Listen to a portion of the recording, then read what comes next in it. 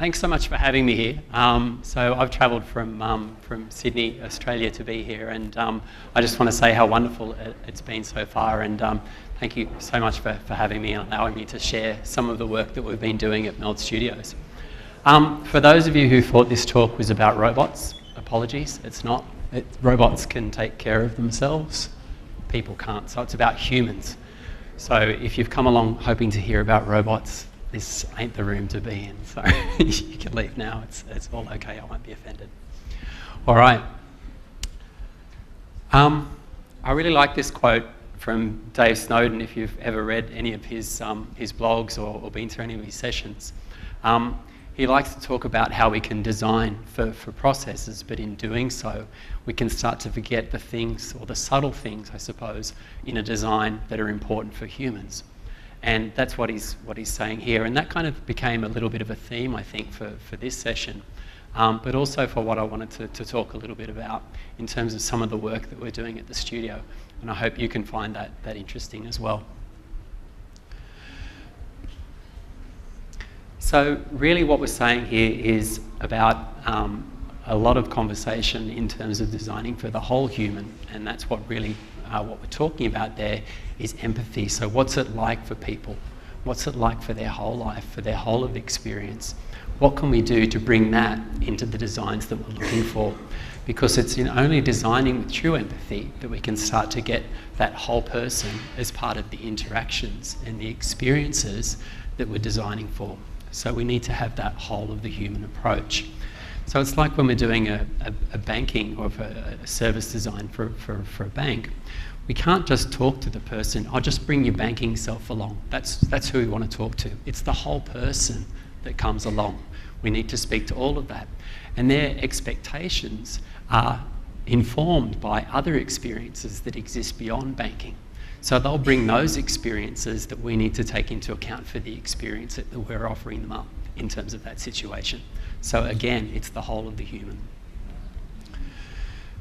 John Coco, again, if you've ever read any of his work or heard him speak, he talks a lot about empathy and the importance of that in the design. And the way that he frames it, it's very much about it's only with designing with true empathy that we can start to get to some of those emotions and some of those behaviours that are part of those emotions into the designs that we're looking for, which is really fundamental to what we're doing when we start to think about the impact that we're having with design in culture. So a really important part of it. So what can that start to look like?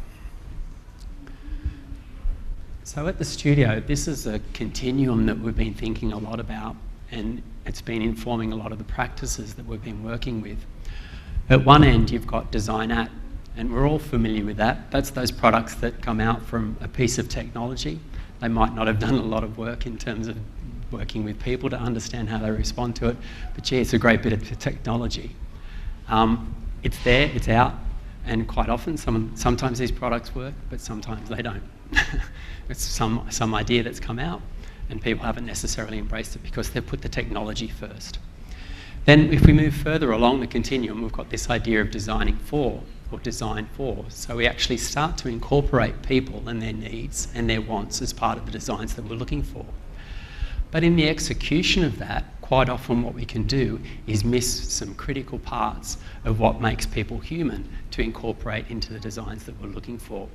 So what we've tried to move to is much more around a designing with mentality, and that's much more about this idea of participative design. So if you've heard lots of conversations about that, that's what we're trying to incorporate into more of our praxis. So what can that look like? I'll give you a snapshot of the first one, design for. And that's in the context of our design process. So you probably have maybe different words for what this process might look like, but this is the one that we use at Merrell Studios. So understand, explore, start to articulate what that future could be, and then start to bring it to life in some way. So it's in the context of that we'll start to look at a breakdown of some of the new ways that we can actually have more of that participative approach or more of that designing with. So first of all, design for, this is what it can look like. We might go out and we do some user research, so user interviews, talk to some of them. We come back, we analyse and synthesise some of the things that came out of it. We might start to generate some ideas with the client. We might start to prioritise those ideas, generate some concepts, and then we take those back out to users again and test them. Some might work, a lot of them don't. That's okay. At least we've incorporated the user into some of that work. So it starts to de-risk that whole design at process where we're just launching a particular piece of technology. So it's helpful. But what I want to show you is what designing with can look like. And there's three things I want you to notice about this. Firstly, the weight of activity that sits above that line, just how much more that the people that we're designing with are involved in it. So much more activity going on than in the previous one.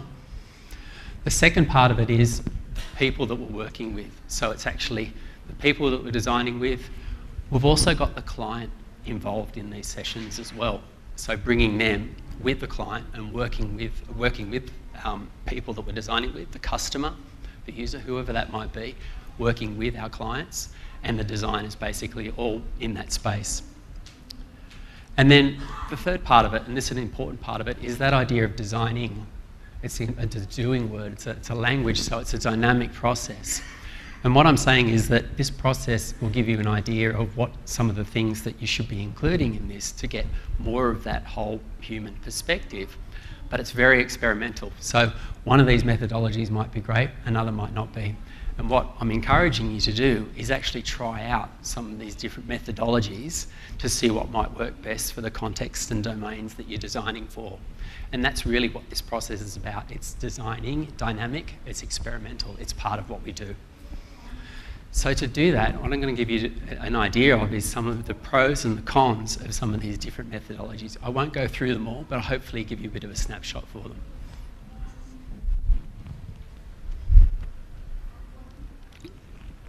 The faces are blurred on purpose.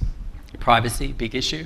So, but hopefully you'll get a sense. These are from our live projects that we do. So I wanted to include you to get you right there in the room, if you like. So there's me having a good time on the right there, and there's two of the people that we're working with. So these are the people that we're designing with. So who are we researching with in that situation? One, both? Yeah, both, absolutely. Because it's in going to that person that we're actually looking to talk to, we found out that actually their mum is really important in some of the decisions that they're making. So let's bring mum into the room and hear from her and get her perspective on what it is and what this feels like. That's the idea, and it's very much set up as a conversation. So we're going to the context that people are in, we're getting a tour of that context, we're doing some of this observational pieces, but we're also asking them to show us some of the workarounds that they might sort of indicate us some of the frustrations that they have with their current experience. Show us what you're doing here, where you're studying, where you're working. Give us a sense of what that's like for us, because it's in doing that that we get a sense of the whole human. That's what we need to get an understanding of. So very much the approach is coming in and hearing about their lives first. So it's no good us coming in and saying, tell us what you think of this particular product, or tell us what you think about this service. We want to understand their life, their worldview first, so we get a real sense of what those needs are, and then we can work out where our product, our service might fit into their lives. It's not the other way around. Very important part of it. Lots of projectives, ideal experience. I don't think projectives to get to some of those emotional aspects are used enough in design. That's just my opinion, but I think it's a really important part of getting to those emotions that are so important. Autoethnography as well too. So one of the things I want to show you is that this is another project where we actually did a number of sessions through FaceTime and Skype. Australia, like India, it's a bloody big country. You can't get out to all the places that you want to get to, so you need to find another way. And what we were worried about here was, you know, what are the things that we're missing because we're not actually in people's homes? What's the stuff that we can't see? But during the course of the interview, people were telling us about things, and what we got them to do was, hey, can you take a photograph of that and send that to us, or show us a picture of the kitchen in the home, or show us an example of that and send us that. And by the way, can you record a short video of you talking about that as you're doing it? So this idea of autoethnography becomes important to kind of make up for that fact that you're not actually in context. And what I love, this is kind of us, researching the experience of the experience, if you like, in doing that, is that even with this particular methodology, you're getting them saying, the depth of the questions, the interest, brought about reflection, emotions and conversations, just through that interaction that we had there. So you can still get to the heart of what it is that people are looking for through these particular methods as well. So some pros and cons. You're getting a real deep insight here in terms of the actual experience that people are going through. You're getting that whole end-to-end experience, not just the part of the thing that you might be interested in. Reflection on past experiences as well. But as we know, it can be really time intensive, particularly at scale, and that's why we can use distributed methods or virtual methods, a way of doing it. Here's a nice bit of the Australian coastline as part of the research that we were doing. We got to go again into people's homes. And you can see us here in context again, trying to understand what was going on. But what we also got this person to do was an experience diary. So, over the next couple of weeks, can you just record some of the things that are going on in your life and tell us a little bit about that? And what we had was some beautiful stories of what people's experiences were like. So they really got into sharing some of those secrets, some of those things that they might not tell you if you were there, but they're happy to write down in a diary and kind of reflect back on. Again, blurred out, but this is a tool that we use called Experience Fellows. So it's an app that you can arm your people with, that you're researching and designing with. And it actually, they just enter parts of their day that they describe. They can also upload photos and videos, and there's also kind of a little bit of a rating. So the output of this becomes almost an individual customer journey map. And we analysed a lot of those to build up the next piece that I'll show you. But again, people's reflection, I had so much fun in writing it. It's nice to read it again and again. So again, you're getting to that heart of what people are wanting. What I like about this method is that you're getting those real in-the-moment responses, those kind of how they're feeling right now, versus in a contextual conversation, it might be more reflective. So here you're getting that visceral emotion as part of it. Self-disclosure, so I didn't know I did that, but when we actually looked at the diaries and talked to people about it, they go, oh yeah, okay, maybe I was feeling that way. And I didn't really know it at the time. And when you ask me now, yeah, I can talk to you a little bit more about that.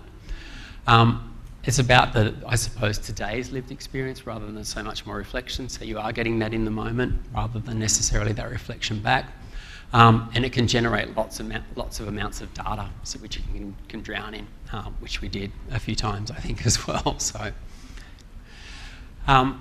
this is one I love, a reflexive discussion. So what we did from those individual journey maps was build up a hypothesis of what that customer journey could look like.